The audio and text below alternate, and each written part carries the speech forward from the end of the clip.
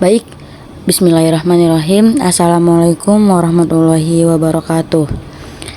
Perkenalkan, nama saya Khairunisa Lutfi Afifah dari Program Studi Pendidikan Agama Islam, Fakultas Agama Islam, Universitas Muhammadiyah Profesor Dr. Hamka.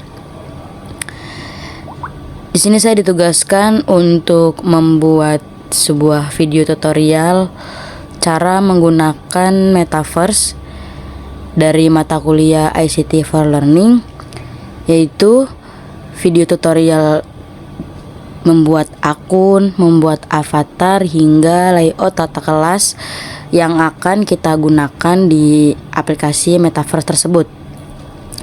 Langkah pertama, kita buka Chrome dulu atau Google, lalu kita di sini akan klik nama webnya itu Ready Play Me.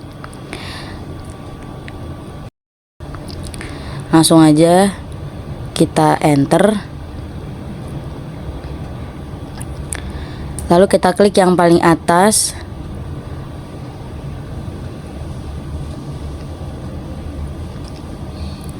Nah, maka tampilan Ready Play Me tersebut akan seperti ini ya teman-teman. Baik, langkah pertama bisa kita klik di pojok kanan atas itu yang warna biru, lalu selanjutnya kita akan klik pemain. Maka tampilan layarnya akan seperti ini. Kita akan disuruh untuk membuat email dan password. Kita masukkan dulu email dan password yang akan kita gunakan untuk masuk ke aplikasi metaverse ini.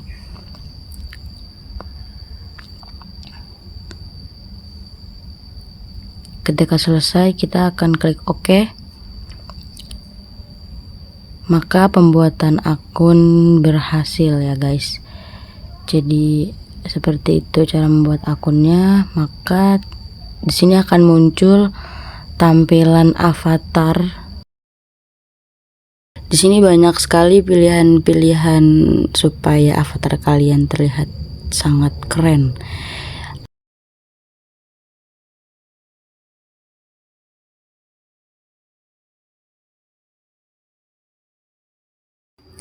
Baik, ini adalah gambaran avatar yang sudah saya buat. Temanya bisa kalian pilih sesuai selera, mau pakai hijab ataupun enggak, karena pilihannya sangat banyak.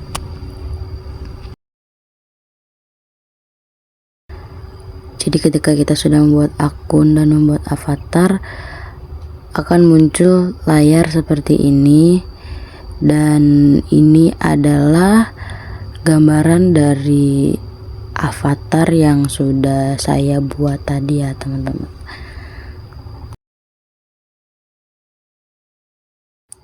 Baik, langkah selanjutnya yaitu kita akan membuat sebuah ruangan kelas.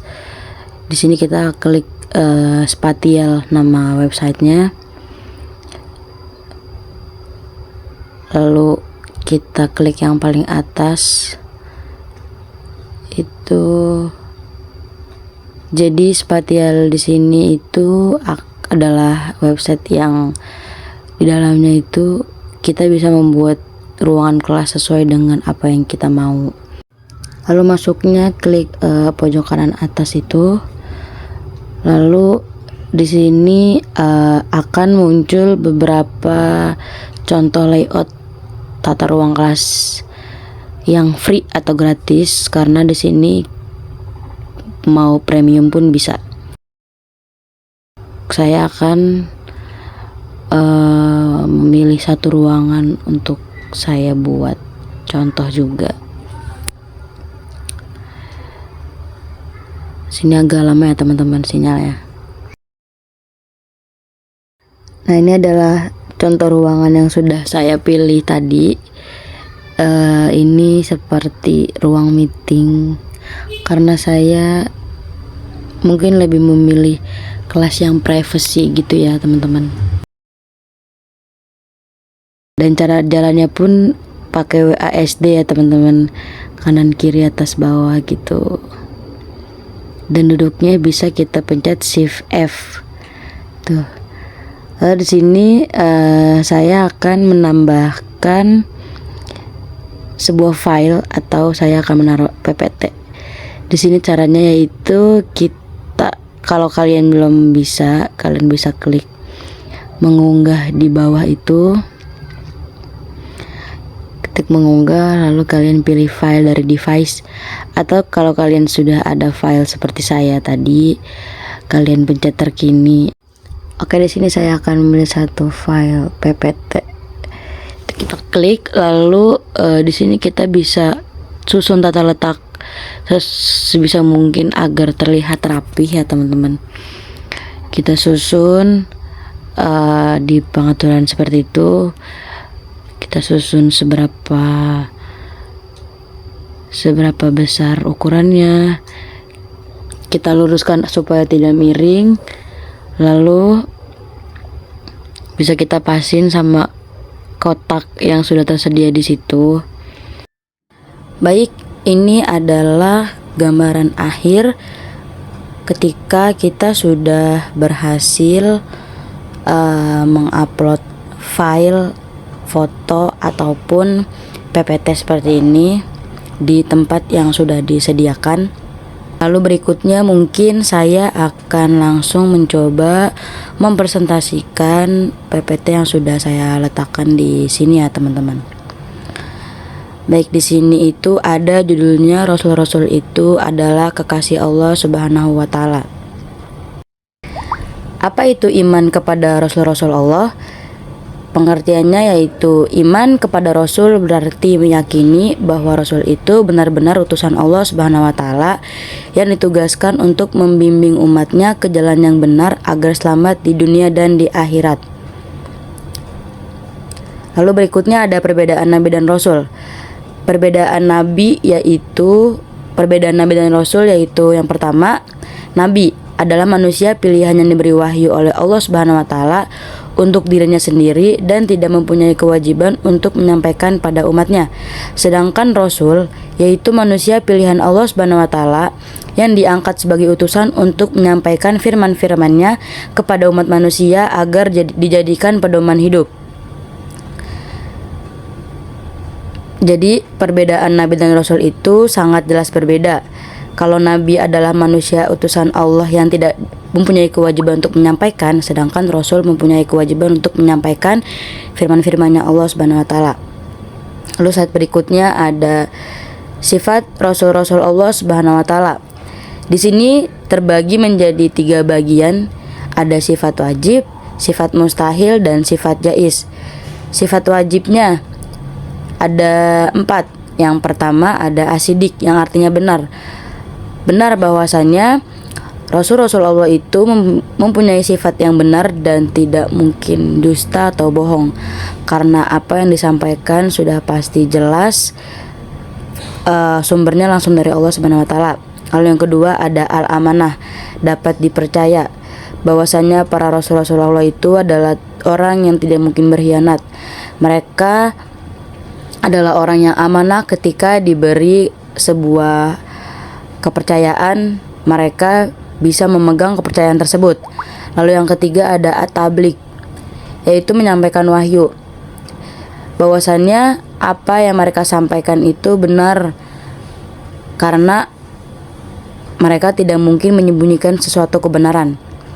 Lalu yang keempat ada al-fatonah, yang artinya cerdas. Benar bahwasannya para rasul itu adalah orang-orang yang cerdas dan tidak mungkin bodoh. Meskipun Rasulullah tidak bisa membaca, tetapi beliau bukan berarti orang yang bodoh,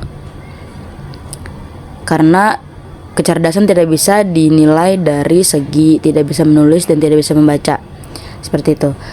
Lalu berikutnya ada sifat mustahilnya, ada 4 juga. Berlawanan dari sifat wajib, ada al-kizib yang artinya bohong, ada al-hiyanah yang artinya hianat, ada al-kitman yang artinya menyembunyikan kebenaran, dan al-baladah yang artinya bodoh.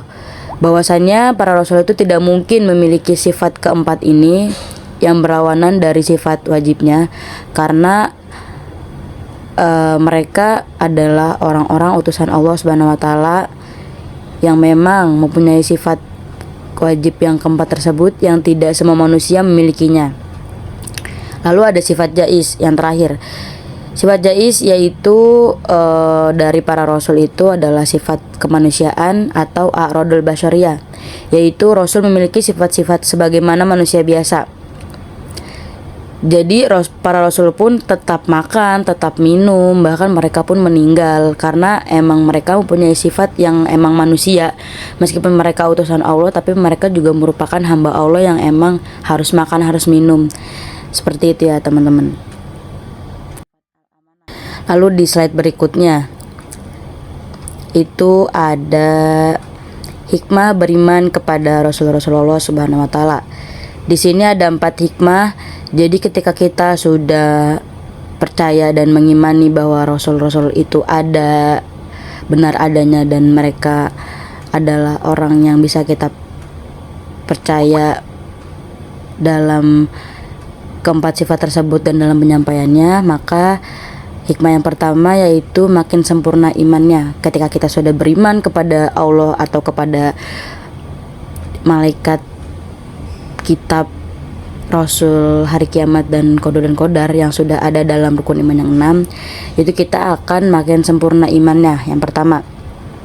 Yang kedua, kita akan terdorong untuk menjadi contoh dalam hidup. Jadi kita akan mempunyai inisiatif untuk melakukan hal-hal baik, untuk mengikuti sifat rasul yang 4 tersebut. Lalu yang ketiga, ada terdorong untuk melakukan perilaku sosial yang baik. Mungkin yang sebelumnya dia acuh tak acuh terhadap sosial, terhadap lingkungannya, setelah dia beriman, maka hatinya akan terdorong untuk melakukan hal-hal baik, untuk tolong menolong dan berinisiatif untuk seperti gotong royong, atau temannya sakit dijenguk, temannya jatuh ditolong, seperti itu. Lalu yang terakhir, ada memiliki teladan dalam hidupnya. Mungkin ketika sebelum beriman, sebelum belajar mengimani kepada Rasul-Rasul Allah itu, mereka bangun telat, terus datang ke kampus kayak cuma datang aja atau bahkan sering bolos. Tapi ketika sudah beriman, datang ke kampus aja di tepat waktu, lalu juga bisa rajin dan gak pernah bolos lagi gitu. Baik, mungkin cukup sekian dari presentasi saya. Kurang dan lebihnya mohon maaf. Dan cukup sekian juga tutorial pembuatan akun, pembuatan avatar, dan tata kelas layoutnya. Semoga bermanfaat, dan mohon maaf apabila dalam penyampaian saya masih kurang, karena kesempurnaan hanyalah milik Allah Subhanahu wa taala. Baik, billahi taufiq wal hidayah. Wassalamualaikum warahmatullahi wabarakatuh.